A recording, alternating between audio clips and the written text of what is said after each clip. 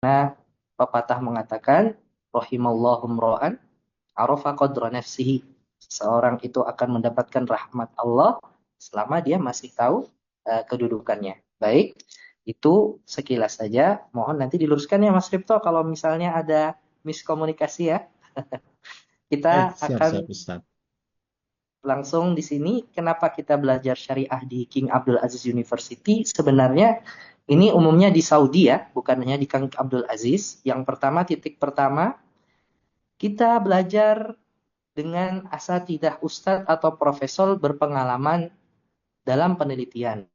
Ya, maksudnya di King Abdul Aziz sendiri tidak kalah dari yang ada di Ummul Qura eh, atau di Universitas Islam Madinah atau Muhammad Imam dan lain sebagainya. Pengarang-pengarang buku ternama juga menjadi guru kami. Salah satunya adalah Syekh Bajabir. Syekh Bajabir itu yang mengarang kitab Aqsar Mukhtasarat. Mudah-mudahan masih melanjutkan mengajarnya ya. Dan di antaranya ada Ustadz Faisal Bal'amas. Secara penelitian juga kita berusaha mengimbangi di sini bagaimana kuliah umumnya itu juga mendapatkan apresiasi dalam bidang penelitian. Nah, kenapa saya kemukakan ini?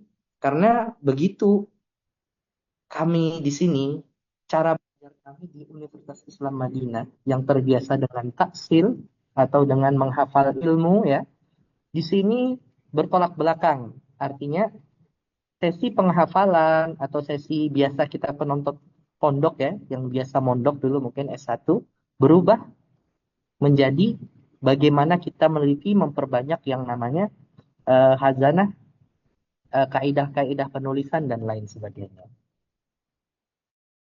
Dan yang kedua, belajar tentunya di sini, King Abdul Aziz juga tidak kalah dari Universitas Islam Madinah. Artinya tidak tertinggal. Di sini ada juga majelis-majelis masyayikh. Terkadang kita diantarkan dengan bis bersama teman-teman lainnya. Dan kalaupun kita harus pergi, ya tidak jauh lah. Kita bisa talaki langsung di Masjidil Haram.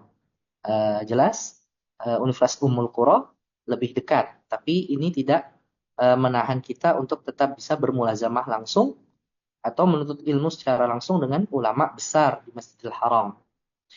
Dan poin ketiga, lingkungan belajar dengan orang aktif berbahasa Arab. Ya, bedanya Universitas Islam Madinah dan universitas yang di King Abdul Aziz ini, mungkin kalau di kita di Madinah dulu, maksudnya universitas saya sebelumnya, 80% mahasiswanya itu mahasiswa non-Saudi, 20% Saudi. Tapi kalau di sini sebaliknya.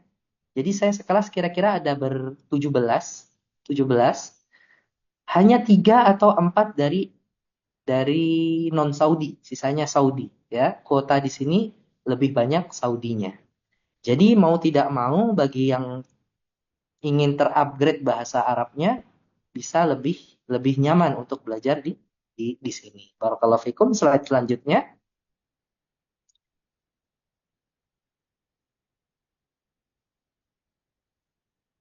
Baik.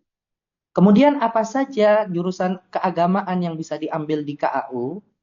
Ya, ini di master dan di doktoral ya. Yang pertama ada prodi. Ya, sebenarnya nanti kalau kita umumkan ya prodi ini, prodi yang kita ambil, di atasnya prodi itu ada jurusan. Namanya jurusan Syariah wa Dirasat Islamiyah. Di atas jurusan Syariah itu ada Kulliyatul Adab wal Ulum Al Insaniyah atau kita kenal dengan humaniora dengan atau sastra. Jadi yang namanya jurusan Syariah ini sebenarnya sub, bukan inti. Beda sama di Universitas Islam Madinah. Kita hanya memiliki 3 dan saya terluput satu ya, ada 4 sebenarnya. Maka kalau ingin menjadi ulama dengan penelitian yang bagus, di sini ada 4 bidang. Satu saya lupa kemarin, maka kita bacakan saja yang pertama Alkitab was Sunnah. Untuk master ini ya, karena begitu menjalani S3, ini semua akan dipecah. Alkitab, artinya jurusan Al-Quran dan tafsir sendiri, As-sunnah artinya jurusan hadis sendiri. Tapi selama S2 semuanya masih digabung. Nah, yang pertama untuk S2 karena master tadi judulnya, itu ada Alkitab wa Sunnah. Yang kedua ada Al-Aqidah wa Da'wah. Dan yang ketiga ada Al-Fiqh wa Usuluhu. Dan yang keempat ada Ad-Dirasat Al-Qadaiyah. Tapi dirasat Qadaiyah mungkin sangat asing bagi orang non-Saudi. Jadi memang diadakan untuk menjadikan lulusan dari program ini menjadi seorang hakim di Saudi Arabia.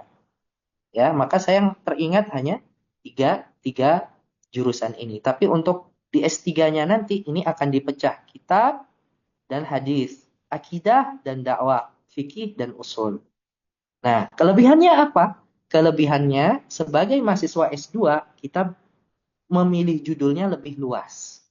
Kalau di Jamiah Islamiyah, Universitas Islam Madinah atau tempat lainnya, mungkin selama kita memilih contoh fikih, maka tidak boleh untuk menulis tentang usul.